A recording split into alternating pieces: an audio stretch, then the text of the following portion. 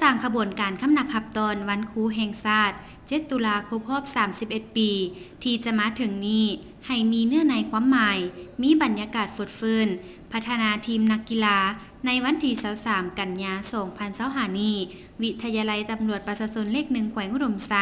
ได้จัดขบวนการแข่งขันกีฬาเพื่อคำนับหับตอนวันดังกล่าวขึ้น โดยการเป็นประธานเปิดการแข่งขันของพันเอกคำจันทร์สุทธศักดิ์หัวหน้าวิทยาลัยตำรวจประชาชนเลข 1 แขวงอุดมไซ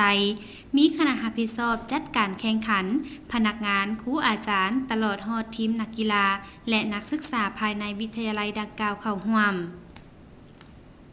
การแข่งขันประกอบมี 2 ประเภทกีฬาคือ กีฬาบันเตะทรายรวม 12 ทีม กีฬาเปตั้งทราย 36 ทีม กีฬาเปตั้งยิง 12 ทีม ซึ่งเริ่มแข่งขันแต่วันที่23 กันยาหา 1 ตุลาคม 2025จึงจะสำเร็จ